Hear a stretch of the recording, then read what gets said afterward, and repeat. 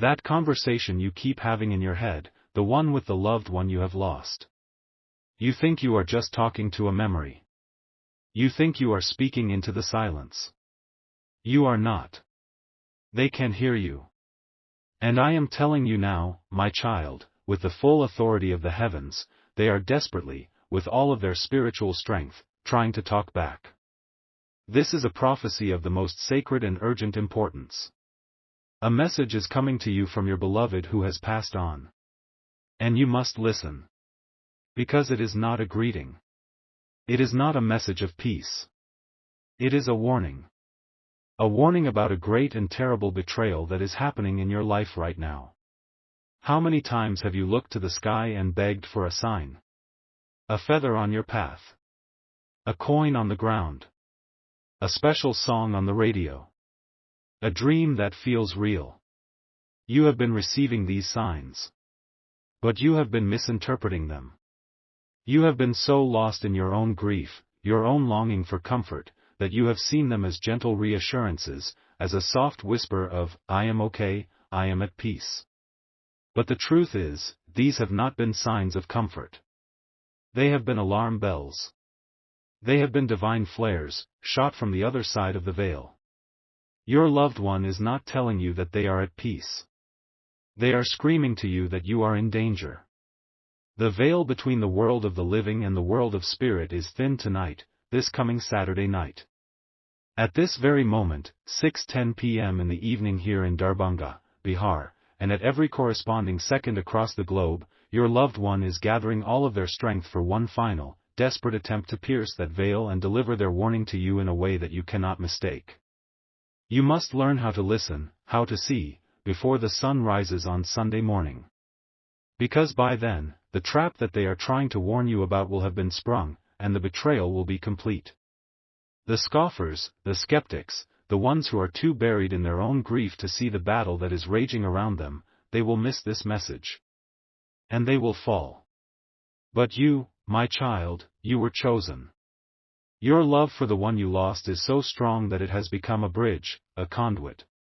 And we will now use that bridge to save you. The warning your loved one is sending is about a person in your life right now. A living person. A person you have leaned on, a person you have trusted, especially in the wake of your grief. The false comforter. After your loss, this person became your rock. They were the one who was always there, the one who brought you food, the one who listened for hours as you cried, as you talked, as you remembered. They have seemed to be a perfect, selfless, and loving friend. They are not. Their comfort has been a camouflage. Their support has been a cage. And their motive is a dark and simple one, they are a vulture of sorrow. And they have been feeding on your pain. This person is consumed by a secret and terrible envy of your strength. They have watched you, even in the depths of your grief, and they have seen the powerful, resilient, and beautiful light of your spirit. A light that they do not possess. And they have made a dark and terrible choice. They have decided to keep you weak. To keep you in your grief. Because as long as you are grieving, as long as you are dependent on them for comfort, they feel powerful. They feel important. They feel necessary. Your pain has become the source of their strength. And so, while pretending to help you heal, they have been subtly and skillfully sabotaging your every step forward. This is the great and terrible injustice that your loved one sees so clearly from the other side. This is the person who, every time you start to have a good day, will bring up a sad memory of the one you lost, just to see the shadow pass over your face again. This is the person who, every time a new opportunity or a new relationship comes into your life, will be the first to say, "Are you sure you're ready for that? You thought it was care. You thought it was concern. It was not. It was sabotage. It was a jailer, disguised as a nurse, making sure their patient never, ever gets well enough to leave the prison of their own sorrow." Your loved one in heaven sees this. They see the beautiful future I have planned for you, a future of joy and of healing. And they see this vulture, this false comforter, trying to clip your wings and keep you grounded in the past. and they are screaming at you to see the truth. The divine reversal of this intimate and emotional betrayal will be an act of clearing the signal. We must quiet the noise of your own grief and of the enemy's manipulation, so that the pure, true voice of your loved one can finally come through, loud and clear. This will require a ritual of sacred listening. You will need one object, a single, precious item that belonged to your loved one who has passed. A photograph. A piece of their clothing. A book they loved. A piece of jewelry they always wore. This object still holds their energetic signature, their essence. It is a direct, physical link to their spirit. Tonight, before you sleep, you must take this object and hold it in both hands, directly over your heart. You are creating a spiritual antenna, and you are aiming it directly at the heart of heaven. Now, you must do the hardest part. You must be silent. You must sit in total and complete silence for 3 full minutes. No music. No distractions. Just you, the object, and the silence. In this silence, you will quiet your own mind. You will release your own sorrow, just for these 3 minutes. You are creating a space. You are creating a quiet room for the message to be received. After the 3 minutes of silence are complete, you will speak a decree of opening. A declaration that you are ready to hear the truth, no matter what it is. Say these words aloud, and let them be a call that echoes across the veil. The line is now open. The truth can be spoken. The lies are now broken. I receive your token. With this ritual, you have just done something miraculous. You have boosted the signal of your loved one's spirit. You have cleared the channel. And the very next sign you receive from them will not be subtle. It will not be a whisper. It will be a shout. It will be a clear, direct, and undeniable piece of evidence that will expose the false comforter for who and what they truly are. To confirm that your channel is now open, to tell your loved one that you are ready and waiting for their call, you must type these words: I am listening. Do it now. The message is on its way. Stop. Do not touch the object. A new and terrible truth has just been shown to me by the angelic host. The message from your loved one is not a warning. It is a map. And your loved one is not safe in the light. My child, they are in bondage. What I am about to tell you will require a strength you did not know you possessed. Think of the face of your loved one. Now, try to remember the sound of their laugh. Is it clear and bright in your mind? Or is it faint, distant, muffled? The enemy has not just been trying to keep you in your grief. They have been trying to erase the very memory of your loved one from the earth. Here is the secret within the secret. Your loved one who passed is not in a place of peace. Their spirit is being held captive. They are in a spiritual prison, a gray and silent purgatory. And their jailer is the very same living person who has been pretending to be your comforter. The antagonist, this vulture of sorrow, is not just a psychological manipulator. They are a soul binder. A human being with a dark and terrible spiritual gift. And for their own selfish and wicked reasons, they have used their power to trap the soul of your beloved, to prevent them from fully crossing over into my light. This changes everything. The messages, the signs, you have been receiving, they were not warnings about you. They were desperate, muffled calls for help from them. Your loved one is in a cage, and they have been using every last ounce of their strength to try and get a message out to the one person on earth they know can save them, you.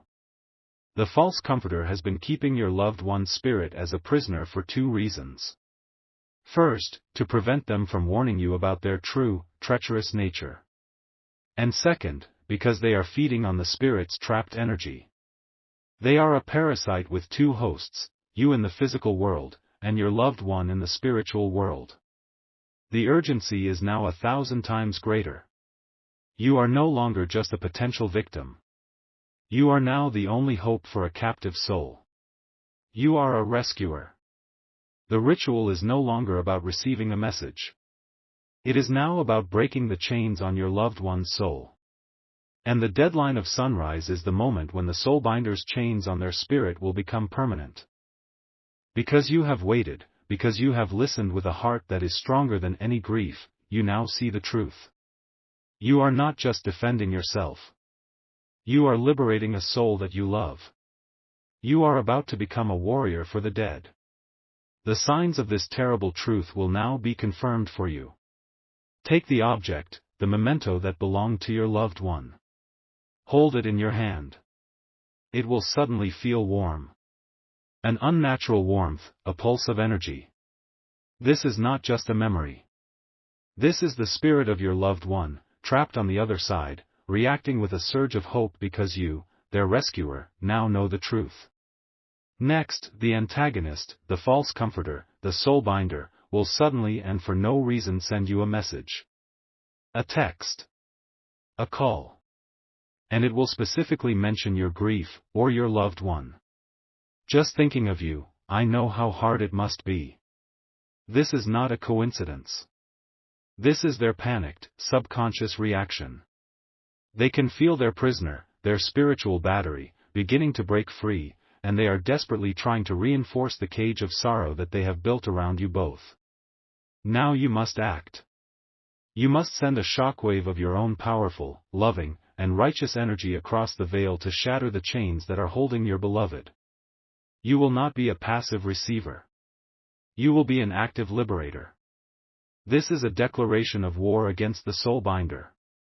It is a rescue mission. And the password, the key, the command that will unlock the cage is the name of your loved one.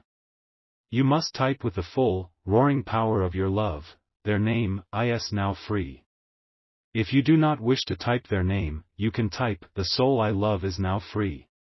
As you type these words, a golden key, forged from the pure and unbreakable power of your love, is being sent from your heart to the heart of their prison.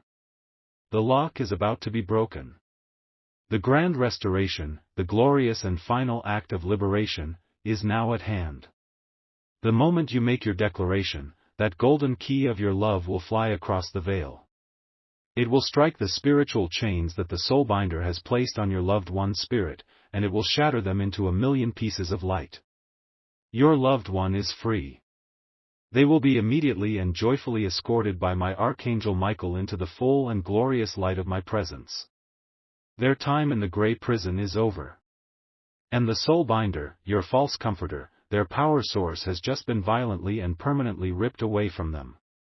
The dark energy they were using to maintain the prison, to feed their own spirit, will now collapse inward upon them. They will be left spiritually weak, exposed, and utterly alone, with nothing to feed on but their own dark and empty heart. You may receive a frantic, confused, and angry message from them later tonight or tomorrow. They will not know what has happened. They will only know that their power is gone, and that their world has suddenly become a very cold and empty place. And you, my child, your loved one, now free and powerful in the light of my kingdom, will be able to send you one, final, and crystal clear message. It will not be a frantic warning. It will not be a muffled cry for help. It will come to you tonight, in a beautiful, vivid, and peaceful dream. They will appear to you, not as they were when they were sick or dying, but as they are now, radiant, whole, and filled with a joy you cannot imagine. And they will thank you. And they will tell you that they love you. And they will give you one, single, crucial piece of guidance for your own future, a key to unlock your own next great blessing. The warning has been heard. The prisoner has been freed. And the true, loving communication you have always longed for will now, finally, be yours. This is my divine order. Ask Maria, a woman from Miami, Florida. She was deep in grief over the sudden passing of her mother. Her mother's best friend, a woman Maria had never trusted, had latched onto her, becoming her constant, suffocating companion. Maria found this message. She held her mother's favorite locket. With tears streaming down her face, she declared her mother to be free. She said the locket, which had always felt cold, became intensely and wonderfully warm in her hand. That night, she had a dream. She saw her mother, young and vibrant and laughing, on a beautiful beach. Her mother hugged her and said, "I am free, my love. Now you must be free, too. Look in my old sewing box. The truth is there." The next morning, Maria went to her mother's old sewing box. Tucked away in the bottom was a hidden bank book and a letter. The letter revealed that the best friend had been stealing from her mother for years. The bank book contained enough money for Maria to quit the job she hated and to start the beautiful business she had always dreamed of. Do you see? The one you free will then, in turn, free you. It is your turn. You know someone who is trapped in their grief. Someone who is being comforted by a person who is secretly keeping them in their pain. You are their liberator. You are the one who can show them the truth. Send this message to them now. You are not just sending a video. You are sending a rescue team for their heart, and for the soul of the one they have lost. Now, a final task. You must listen to this message one more time.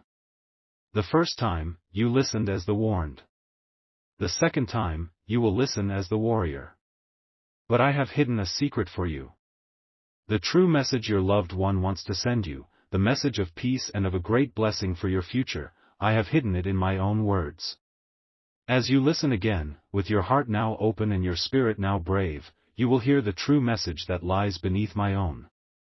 Your heart will hear what your loved one has been trying to say all along. The first listen was for the battle. The second is for the blessing. The prisoner is free.